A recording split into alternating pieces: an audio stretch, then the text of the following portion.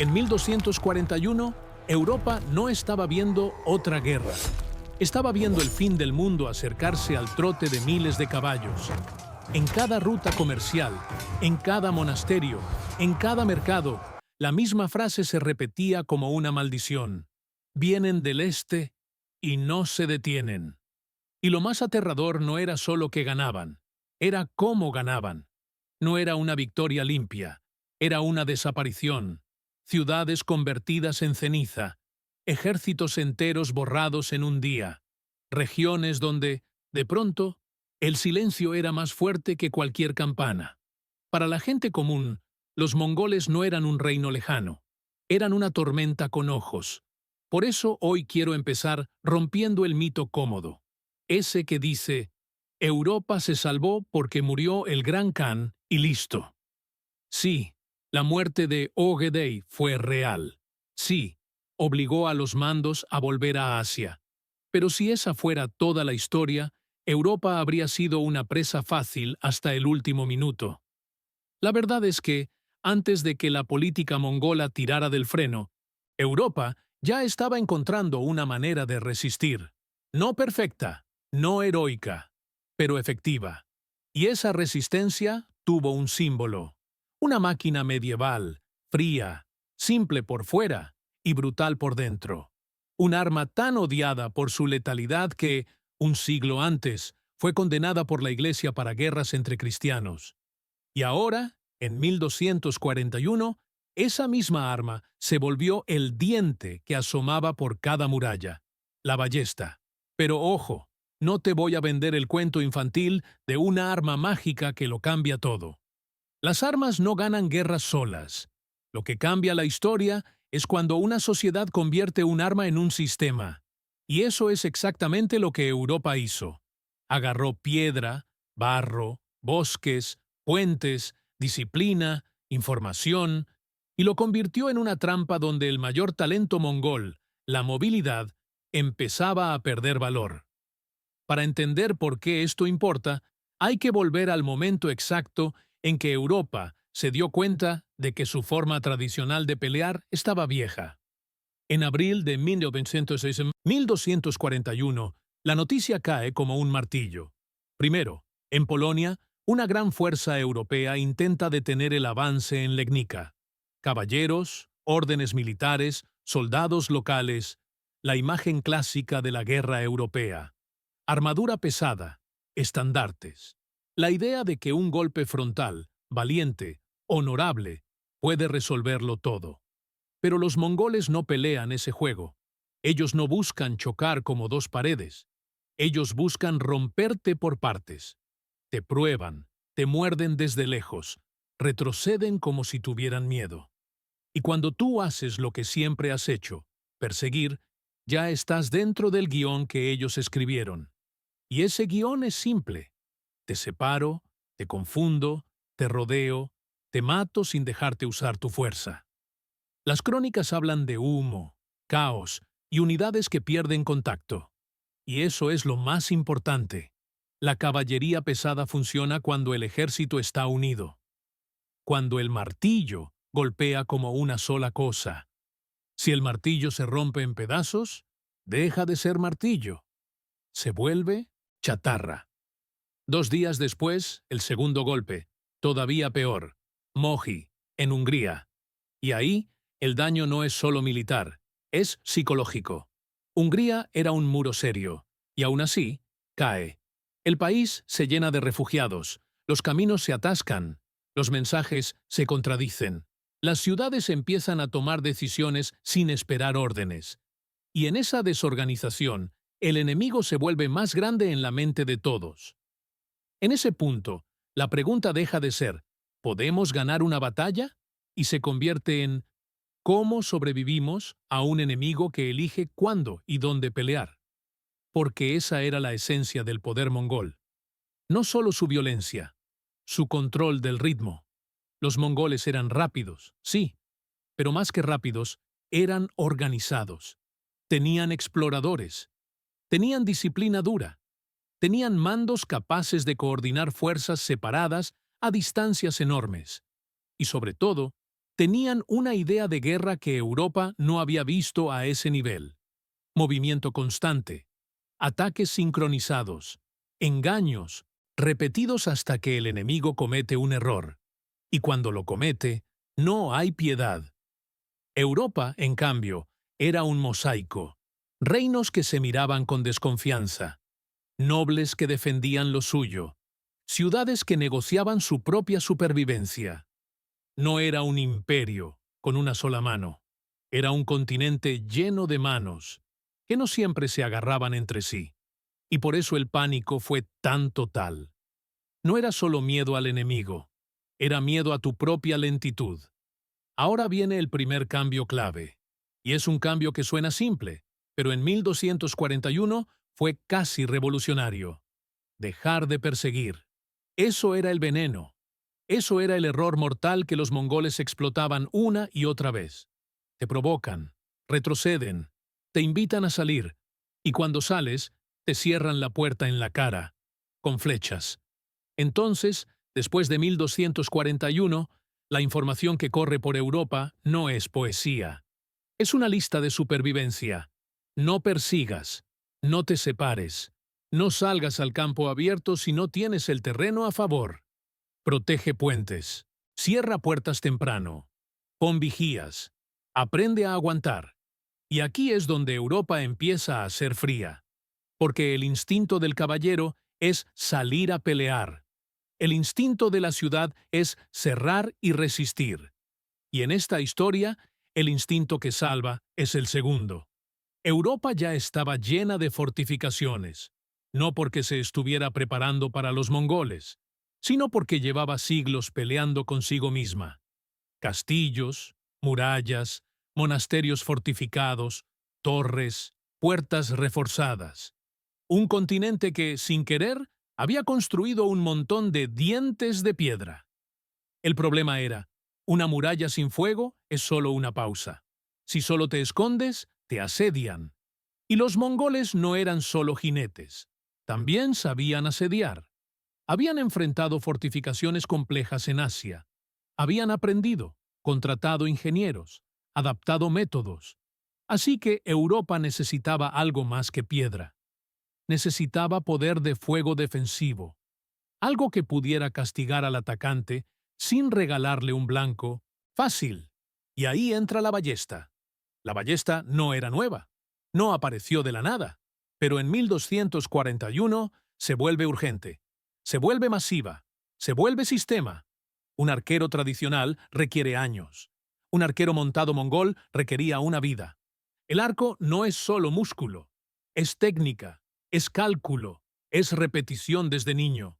Europa no podía fabricar eso en semanas, pero sí podía fabricar algo diferente, un tirador funcional. La ballesta hace una cosa que cambia la ecuación. Separa la potencia del entrenamiento largo. La fuerza no depende tanto del brazo del hombre, sino del mecanismo.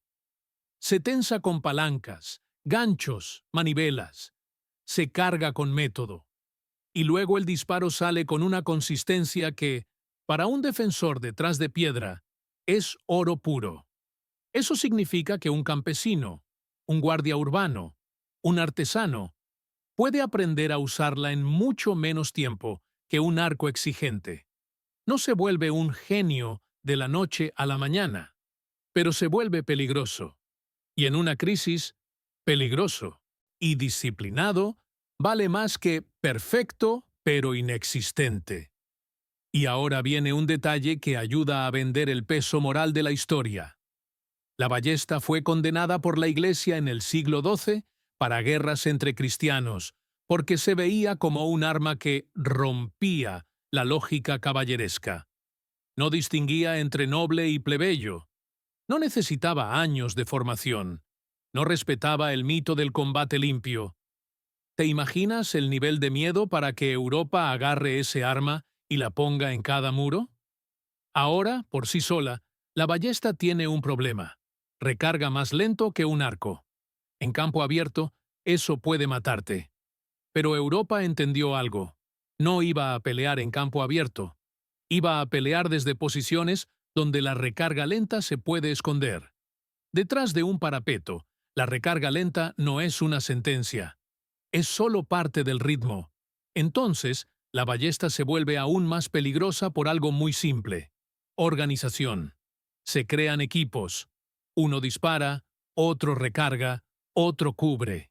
Se crean turnos, se crean señales, se crean líneas, y aparece otra pieza que parece simple, pero cambia todo.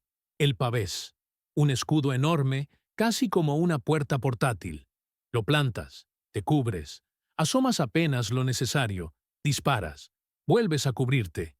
Y ahí los mongoles empiezan a sentir algo raro, que el defensor ya no es un blanco fácil. Porque el arco mongol es mortal cuando ve al enemigo, cuando tiene línea clara, cuando puede contestar el fuego, cuando el enemigo está expuesto. Pero contra piedra, rendijas y pavés, el intercambio cambia. No es campo abierto, es disparos desde sombras. Y esta es la parte que la mayoría de historias populares se saltan.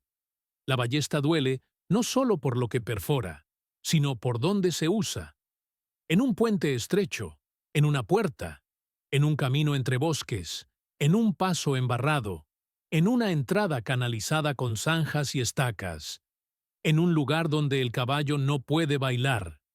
Ese era el corazón del poder mongol, el caballo como libertad. Si les quitas la libertad, le quitas el arma. Europa empieza a canalizar el movimiento, no necesariamente a detener por completo la caballería, sino a obligarla a entrar por un lugar específico. A decirle, si quieres pasar, pasa por aquí. Y justo aquí es donde las ballestas tienen fuego cruzado. Imagínate la escena. Un puente sobre un río crecido. Barro, madera rota, carretas atravesadas, estacas clavadas, un camino que se estrecha, y arriba, en una muralla o una torre improvisada, una línea de pavés. Hombres que no parecen héroes, guardias urbanos, milicia, artesanos, manos frías, ojos rojos, pero disciplina, un ritmo. A lo lejos, el sonido de cascos. Los mongoles aparecen como siempre, rápidos, seguros, como si el mundo fuera suyo. En terreno abierto, eso sería el final. Aquí no. Aquí es un pasillo. Los mongoles prueban, se acercan, disparan flechas, buscan que alguien salga, buscan que el defensor rompa el control, pero el defensor no sale. Espera. Y entonces suena el golpe seco, el disparo mecánico, un virote que sale más pesado, más directo. Un hombre cae, un caballo se asusta, otro cae. Y de pronto la aproximación ya no se siente como avance, se siente como costo. Esto no significa que los mongoles no pudieran tomar cosas. Significa que cada punto fuerte empezaba a quitarles tiempo. Y el tiempo era lo único que no podían permitir perder demasiado, porque su guerra era una guerra de impulso.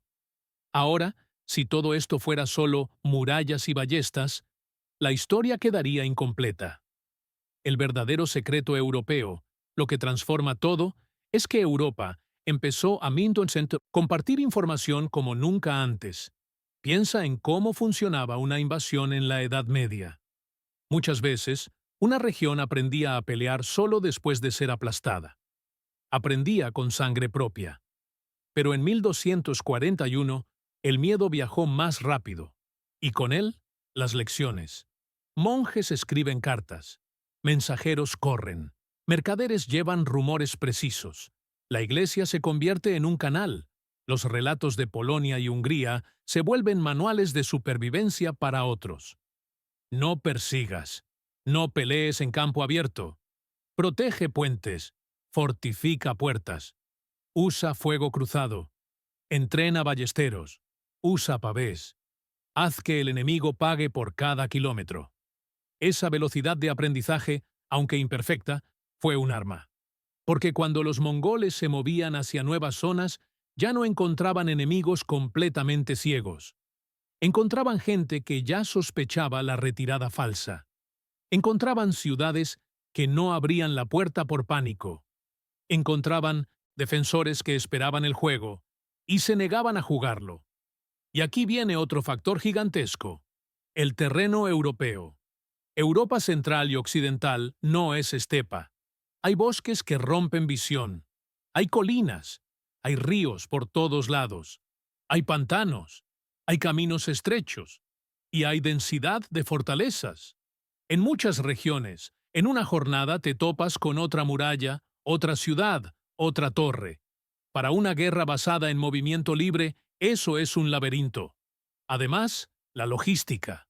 Los mongoles dependían de caballos, y muchos. Mantener eso en campañas largas, en zonas húmedas, con pastos distintos, con caminos rotos, con ríos crecidos, no es imposible. Pero es más caro, más lento, más frágil. Cuando el terreno se vuelve barro, la guerra rápida se vuelve guerra pesada. Y en guerra pesada, el defensor en casa respira mejor. Entonces, el cálculo empieza a cambiar. Los mongoles eran brutales, sí, pero también eran pragmáticos. La conquista para ellos no era solo orgullo, era beneficio, rutas, tributos, recursos, control. Si el costo sube demasiado y el premio no es claro, la conquista deja de ser una autopista y se vuelve un pantano. Y Europa, fragmentada como era, no ofrecía una sola capital que al caer lo resolviera todo. Ofrecía un rompecabezas: ciudades, señores, castillos, comunidades que podían resistir por capas. No era toma esto y listo. Era toma esto, y luego otro, y luego otro, y en cada uno pierdes tiempo. Y ahora, justo cuando ese costo empieza a sentirse, llega el giro que todos conocen. En diciembre de 1241 muere Ogedei, el gran Khan. Para la estructura política mongola, eso era una alarma total. El poder dependía de acuerdos internos, y la elección del nuevo líder no era un trámite. Era la base del imperio. Los grandes mandos y miembros clave debían estar presentes. Si no estaban, quedaban fuera del juego. Y quedar fuera del juego en ese mundo podía ser mortal. Así que la campaña se frena, se repliega, se vuelve hacia la política. La versión simple dice: se fueron por eso. Pero la versión completa dice: se fueron, y Europa agradeció haber comprado tiempo. Porque aquí viene la pregunta que da miedo. Si Ogedei no moría, ¿habrían seguido?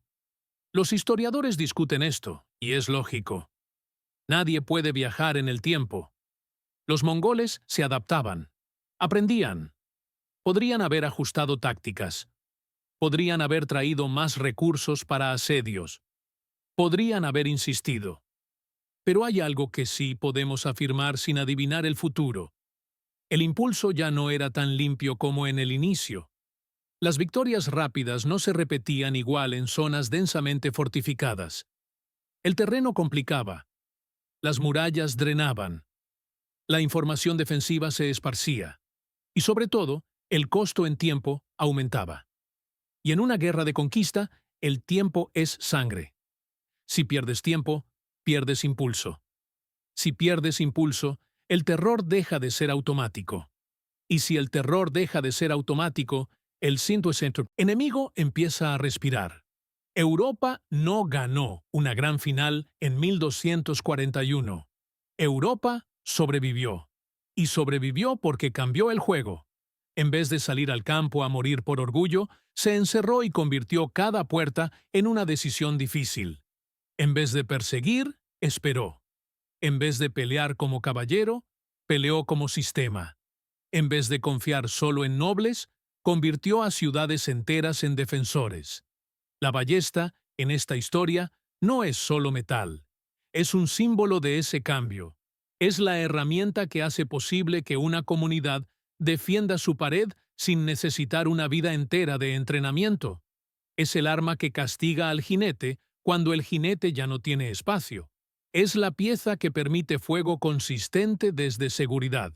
Y sí, la política mongola fue el empujón final para la retirada. Pero el freno ya estaba apareciendo.